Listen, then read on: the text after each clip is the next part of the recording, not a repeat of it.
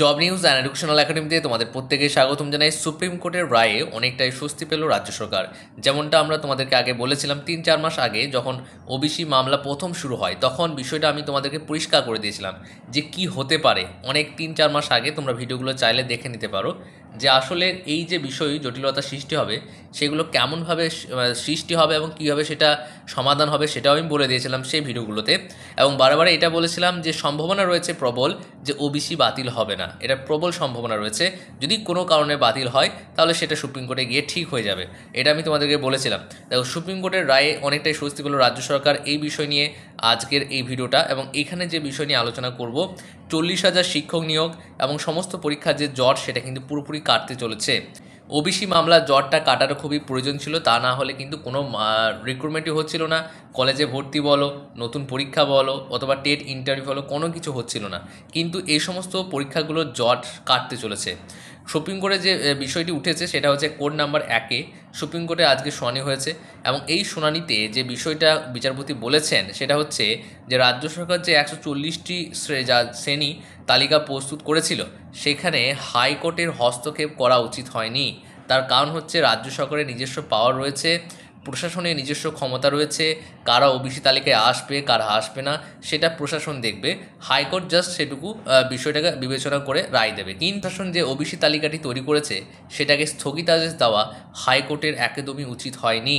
এই ব্যাপারে আমরা নোটিশ জারি করব, সুপ্রিম কোর্ট এটা বলেছে। এই ব্যাপারে আমরা নোটিশ জারি করব যে হাইকোর্ট কেন এমনটা করলো, আমরা তো অবাক হচ্ছি। এই বিষয়টা তিনি বলেছেন। এবং হাইকোর্টে মামলাটিকে আবারও ফিরিয়ে দেওয়া হয় এবং বলা হয় 6 থেকে 8 সপ্তাহের মধ্যে এই মামলাটি দ্রুত শুনানি করে নিষ্পত্তি করতে হবে। তার মানে কি হলো যে এই মামলাটা দ্বিতীয়বার আর সুপ্রিম কোর্টে যাবে না, একদম হাইকোর্টে ট্রান্সফার করা হয়েছে। হাইকোর্টে এবার কিন্তু কোনো রকম হস্তক্ষেপ করতে পারবে না। বিষয়গুলো আমি একদম ক্লিয়ার করে দিচ্ছি। মাস আগে আমি যে বিষয়টি বলেছিলাম আজকে সুপ্রিম কোর্ট সেটাই বলছে। তোমরা নিজেরাই দেখে নিতে পারো 3-4 মাস আগের ভিডিওটা। সেখানে কি বলেছিলাম আমি, যে কোনো কারণবশত যদি ওবিসিটা বাতিল হয়ে যায় তাহলে রাজ্য সরকারের নিজস্ব ক্ষমতা রয়েছে, পাওয়ার রয়েছে। ওবিসিতে কারা ঢুকবে কারা ঢুকবে না ওবিসি তালিকায়, তখন রাজ্য সরকার আবারও নতুন করে তোমাদের তালিকা প্রস্তুত করবে এবং সেটাকে আবারও সাবমিট করবে, তখন সেটা নিতে বাধ্য। তার কারণ রাজ্য সরকারের নিজস্ব পাওয়ার রয়েছে। সেটাই কিন্তু আজকে সুপ্রিম কোর্টেই বলেছে। কি বলেছে, যে রাজ্য সরকারের নিজস্ব পাওয়ার রয়েছে, সেটা কোন পাওয়ারের দ্বারা করছে সেটা ম্যাটার করে না। এক্সিকিউটিভ পাওয়ার দিয়ে করছে নাকি অন্য কোনো পাওয়ার দিয়ে করছে, ম্যাটার করছে যে প্রশাসন দেখবে বিষয়টি। হাইকোর্ট এতে কোনো হস্তক্ষেপ করবে না। হাইকোর্ট জাস্ট একটা বেঞ্চ তৈরি করে বিষয়টিকে একটু পর্যালোচনা করতে পারে, কিন্তু আসল ম্যাটার, এই যে আসল বিষয়, সেটা কিন্তু প্রশাসনের নিজস্ব আন্ডারে থাকবে। তাহলে এই বিষয়টা কিন্তু সুপ্রিম কোর্ট বলেছে। আর আমি তোমাদেরকে 3-4 মাস আগে কি বলেছিলাম এটাই বলেছিলাম। তোমরা যদি ভিডিওটা না দেখে থাকো অবশ্যই একবার দেখে নিতে পারো। কি বলেছিলাম, 40টি যে লিস্ট তৈরি হয়েছে, শ্রেণী দিয়ে একটা লিস্ট তৈরি করেছে রাজ্য সরকার, সেটা কিন্তু বহাল থাকলো। সমস্ত পরীক্ষা এবার তোমাদের শুরু হয়ে যাবে। 40,000 শিক্ষক নিয়োগ, এটা আমি বলছি না, আমার কথা না। রাজ্য সরকারের পক্ষের আইনজীবী সুপ্রিম কোর্টে আজকে বলেছেন যে অনেক কিছু বাকি রয়েছে। 40,000 শিক্ষক নিয়োগ বাকি রয়েছে, তার সঙ্গে অন্যান্য পরীক্ষাগুলো বাকি রয়েছে, কলেজে ভর্তি বাকি রয়েছে। এই মামলাটা দ্রুত শুনানি করে শেষ করতে হবে। তাই সেই বিষয়টি কিন্তু এখানে উঠে এসেছে। আর সমস্ত পরীক্ষার জট কিন্তু কাটতে চলেছে। প্রস্তুতি তোমরা ভালো করে নাও। প্রাইমারি ইন্টারভিউর জন্য তোমরা যারা প্রস্তুতি নিতে চাও, আমাদের ব্যাচ শুরু হয়ে গেছে।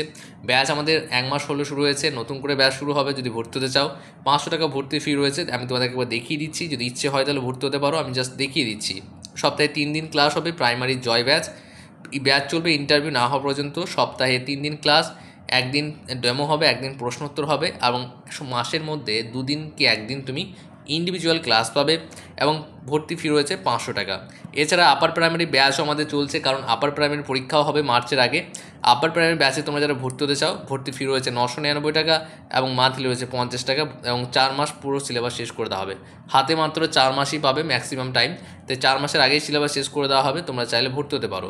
তাহলে এই যে ব্যাপারটা পুরো ক্লিয়ার হয়েছে। আমরা যে আপডেটগুলো দিই সেগুলো কিন্তু অথেন্টিক, সবসময় আপডেট মিলে না, কিন্তু 80% কি 90% আপডেট আমাদের মিলে যায়। তাই সেটা তোমরা আজকে প্রমাণ পেলে। আর তোমরা যারা নতুন আছো, এখনও পর্যন্ত চ্যানেলকে সাবস্ক্রাইব করোনি, অবশ্যই সাবস্ক্রাইব করে আমাদের সঙ্গে যুক্ত হয়ে যাও আরও নতুন নতুন অথেন্টিক আপডেট পাওয়ার জন্য। এছাড়া আর একটা গুরুত্বপূর্ণ বিষয় বলে রাখি, অন্যান্য চাকরি প্রস্তুতির জন্য যদি প্রস্তুতি নিতে চাও, কমনযোগ্য সাজেশন আমাদের কাছ থেকে তোমরা পেয়ে যাবে। সেটা যে কোনো হতে পারে, SLST, প্রাইমারি, আপার প্রাইমারি, সমস্ত কিছু আমাদের আন্ডারে কভার হয়ে যাবে। আজকে এই পর্যন্ত, নেক্সট ভিডিওতে আবার দেখা হচ্ছে।